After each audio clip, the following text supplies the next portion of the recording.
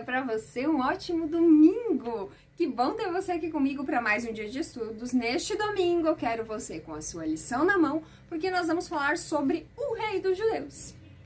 Sabe que quando Jesus estava lá esperando o resultado de tudo aquilo, estava ele de um lado, Barrabás de outro.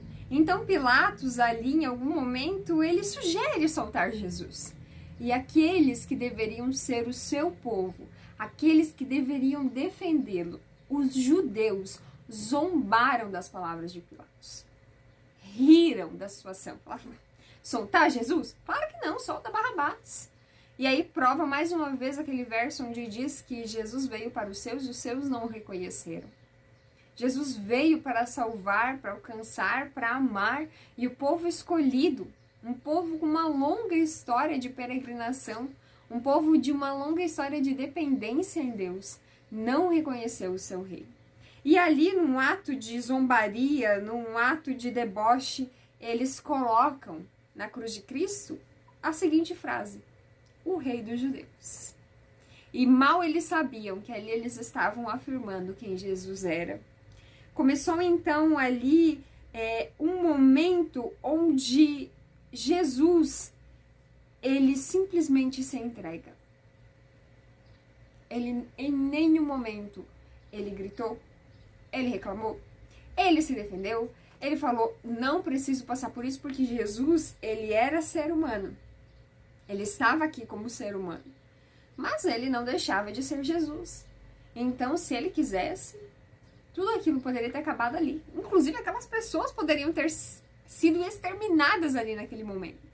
Mas Jesus continuou entregando-se, continuou servindo ao Pai, continuou cumprindo a sua parte no plano, porque ele sabia que isso levaria muitos e muitos dos seus filhos à salvação. A responsabilidade de Pilatos, como governador e juiz, era simplesmente libertar Jesus.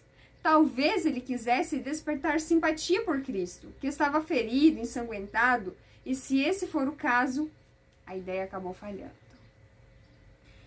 Eu sei que ser um rei exige extremas responsabilidades.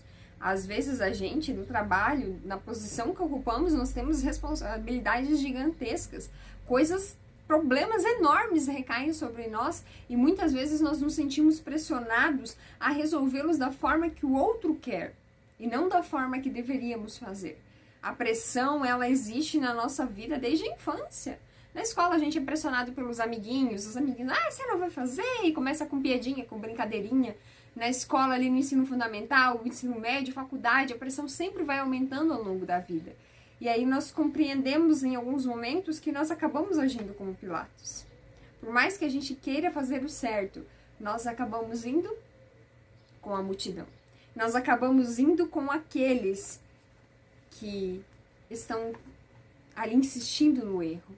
E é por isso que a nossa fé precisa ser firme. Por isso que o nosso relacionamento com Deus precisa ser seguro, para que quando ocorram esses tipos de situações, nós estejamos realmente prontos para falar, não, eu não farei desta forma, porque isso não está de acordo com os meus princípios. Eu não farei desta forma, porque isso não condiz com o cristão que eu sou. E nós vamos ter ali o pulso firme, a palavra firme, para dizer, eu não seguirei a multidão. Pela primeira vez a palavra crucificar aparece aqui em todo este enredo da vida de Jesus. E não foi a multidão quem primeiro exigiu isso. Os principais sacerdotes gritaram. Os doutores da lei, os homens que conheciam a palavra de Deus de ponta a ponta, mandaram crucificar o Messias. Isso mostra que ler a Bíblia de Gênesis a Apocalipse não nos faz cristãos. Isso mostra que ler a Bíblia de Gênesis a Apocalipse não nos faz verdadeiros servos de Cristo. O servir a Cristo está no cumprir os mandamentos e amar a Deus sobre todas as coisas. Não adianta nada você falar para mim que sabe onde está 150 mil versos, se você não consegue agir como Cristo, se a sua vida não reflete o verdadeiro cristianismo. De nada adianta você ler a Bíblia. Se a sua vida não reflete os atos de Jesus, De nada adianta você conhecer a palavra de Deus. Os sacerdotes, os doutores da lei são a prova disso. Que a nossa vida seja dedicada em mais que ler a palavra de Deus, em compreendê-la e vivê-la plenamente. Que a nossa vida seja um reflexo da vida de Jesus. Que o nosso ministério, que as nossas ações sejam um ministério de amor para com os outros, assim como era o ministério de Jesus. Eu espero você aqui amanhã para mais um dia de estudos, mas claro, aproveita que você está aqui, compartilhe esse vídeo com a galera lá da sua classe.